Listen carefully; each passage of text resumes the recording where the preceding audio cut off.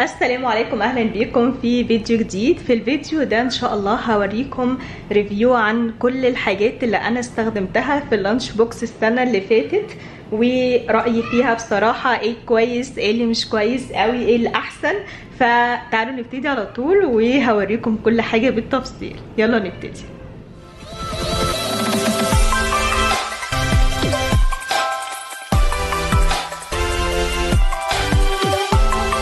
متنسوش كمان تدوسوا على سبسكرايب او اشتراك اللي باللون الاحمر وتفعلوا الجرس عشان يوصلكم كل فيديو جديد من القناه. هبتدي الاول بحاجات سيستما. انا هنا كنت جايبه اللانش بوكس ده لسما وده لهنا، وكان في واحد كمان لمعاذ لونه ازرق. هو اللانش بوكس ده حلو في الحجم بتاعه والتقسيمه بتاعته. هنا في كذا مكان وجاي معاه كمان العلبه اللي هي الزبديه دي. بس اللي مش حلو فيه ان ده كان تاني واحد اجيبه لان الاول اتكسر من المفصل هنا. فالمفصل هنا عاملينه هما رقيق خالص، فاتكسر في اللانش بوكس ده. وفي اللانش بوكس بتاع معاذ اللي هو كان لونه ازرق اتكسر برضو من نفس المكان اللي هو المفصل اللي بيتحرك ده. فعلشان كده انا مش هجيب من ده تاني، لكن ان شاء الله هنستخدمه السنه الجايه برضو للبنات. بس ده انا حبيت اقول لكم المميزات اللي فيه والعيوب. بالنسبه لللانش بوكس ده، اللانش بوكس ده بقاله معايا سنتين. هو ده مش من السنه اللي فاتت، ده من السنه اللي قبلها، وهو متين جدا بصراحه وجميل جدا. ايه المشكله بتاعته؟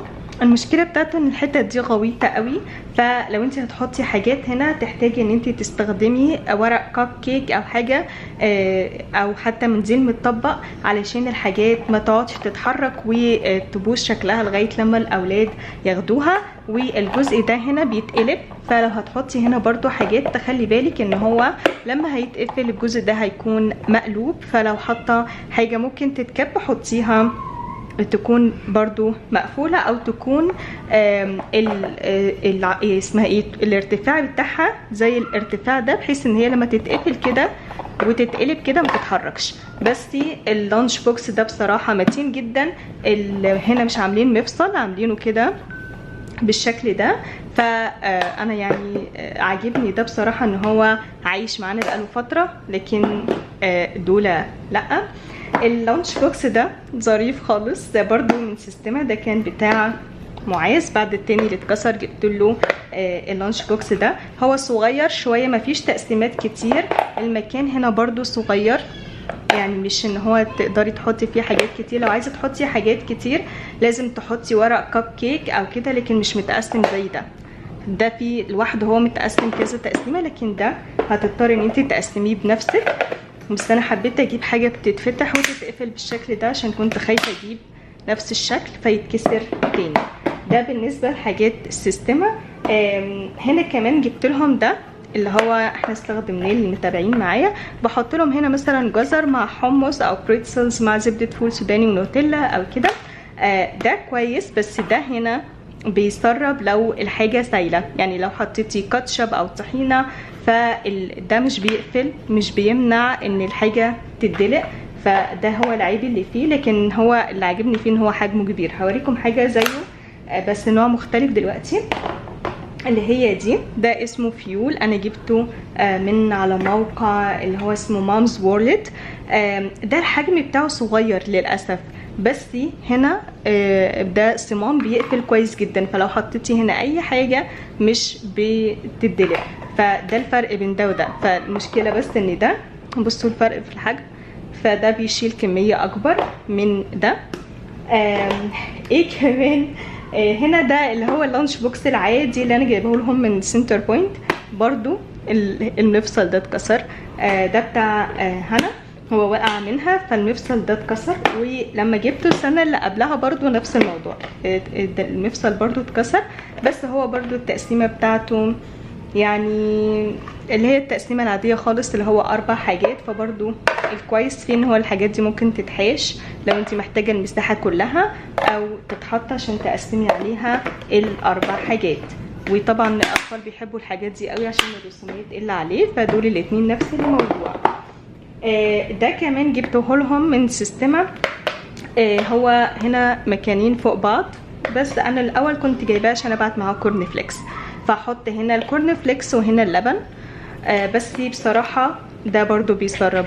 ده لما بحط اللبن والكورن فليكس واقفله، عقبال ما هو بيوصل لهم بيكون اللبن طلع على الكورن فليكس، فبيبقى مش نافع. فابتديت احط لهم فيه فاكهه وخضار او حاجات اللي هي مش هتدلق يعني. بس هو الفكره بتاعته اللي هو هيكون زي ده مثلا او زي كده، اللي هو هيتبعت فيه حاجتين مع بعض. فهو ده كل الفكره بتاعته.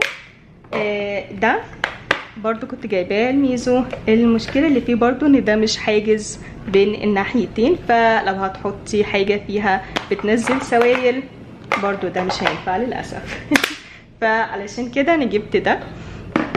خلاص دول بقى كل واحد لوحده، فاقدر احط هنا الفاكهه اللي انا عايزاها والخضار اللي انا عايزاه، وده ما بيسربش بقى ومعمول كويس جدا هنا ده اللي هو بيمنع التسريب. فدول كانوا 3 مع بعض. للاسف في غطا منهم وقع في غسالة الاطباق فساح. فلو هتحطوه حطوه كويس، بس هو ده بيدخل غسالة الاطباق يعني كده. بس هو لما وقع لمس اللي هو الجزء اللي بيسخن في الغسالة فباظ. فبقى عندي 2 بس، ففي طفلين بس بقى مش هيعملوا التالت لا يعني. الترمس في ناس كتير قوي سألتني من عليه. ده انا جايباه من سوق دوت كوم. انا هحط لكم لينك مشترياتي اللي هو بتاع السنه اللي فاتت، لان في لينكات انا جايبه الحاجات دي منين والاسعار والحاجات دي، بس حبيت اعمل لكم بس ريفيو. الترمس ده ظريف جدا لو انت عايز تبعتي حاجه سخنه زي ناجتس، زي بطاطس، ويدجز مثلا، مكرونه، الحاجات دي. هو بيحفظ الحاجه سخنه. ان انتي بتحطيه ميه مغليه وتقفليه وتسيبيه 10 دقايق، وبعد كده تفتحيه تكبي الميه تحطي فيه الاكل وهو سخن.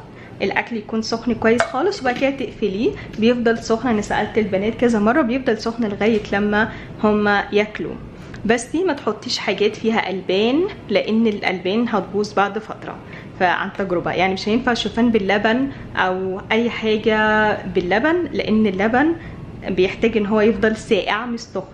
لو هيتعمل سخن لازم يتشرب على طول بعدها، لكن ممكن تستخدمي في بقيه الاكل عادي جدا اللي هو الحاجات اللي مفيهاش البان. انا بقول لكم اهو يعني عن تجربه. المعالق دي انا جبتها برضو من مامز وورلد. هي معلقه وشوكه في نفس الوقت، بس المعلقه بتاعتها مش غويطه. مش عارفه تقدروا تشوفوها ولا لا. هي المعلقه بتاعتها مش غويطه خالص يعني، فده اللي كان نفسي تكون المعلقه بتاعتها غويطه، بس هم الاولاد يعني بيستخدموها تمام. واللي الناس كلها بتسالني عليهم دول هم الشوك. انا الشوك دي والعينين جايباهم برضو من مامز وورلد. معلش الاولاد بيلعبوا بره. جايباهم من مامز وورلد. هو موقع على الاونلاين. بعد ما جبتهم حاولت اطلبهم تاني لقيتهم مش موجودين على الموقع، فكل الناس بتسالني عليهم. هما موجودين على امازون وموجودين على كذا حاجه، بس يعني انا دول كان جايباهم من مامز وورلد. الحاجات التانية بقى اللي انا بستخدمها في اللانش بوكس هنا عباره عن القوالب السيليكون دي بتاعه الكب كيك. انا دي جايباها من سوبر ماركت اسمه الدانوب، وهي مش علب، هي عباره عن قوالب سيليكون اللي هي بتتحط فيها الكب كيك وتدخل الفرن عادي. بس انا جايباها عشان استخدمها واقسم بيها اللانش بوكس بتاع الاولاد. كمان هنا الاثنين دول انا جايباهم من سيستم. هما كانوا 3 مع بعض، لكن في واحده ضاعت. بحط فيها كاتشب او سيرب لو انا هبعت معاهم بيتزا، بان كيكس، الحاجات دي، وهي جميله جدا وفعاله يعني، فان شاء الله هجيب منها تاني. ده كل حاجه في اللانش بوكس. هوريكم بسرعه القطاعات اللي انا شارياها برضو ورأيي فيها، وتعالوا نشوفهم مع بعض. دول كل القطعات اللي انا استخدمتهم السنه اللي فاتت. بالنسبه للقطعتين على شكل قلب وورود، دول انا جايباهم من ساكو، والمميز فيهم ان هما بياخدوا كل شكل التوست بس بيحوشوا الطبقه الخارجيه لاولادي مش بياكلوها. لكن القطعات دي وكلها اللي باقيه للاسف بتاخد جزء بس من التوست، وبيبقى فاضل جزء بقعد ادور انا اعمل بيه ايه. فدول انا جايباهم من سوبر ماركت الدانوب، ودول انا جايباهم من سوبر ماركت التميمي. ده فيها 50 شكل على شكل حيوانات. دول اولادي حبوهم جدا وكانوا بيقعدوا يختاروا بقى الشكل اللي هم عايزينه. فده بالنسبة للقطاعات، وده كل حاجة في الفيديو ده. اتمنى ان الفيديو يكون مفيد ليكم وعجبكم، واستنونا في فيديو مشتريات اللانش بوكس للسنة الجديدة. سلام عليكم.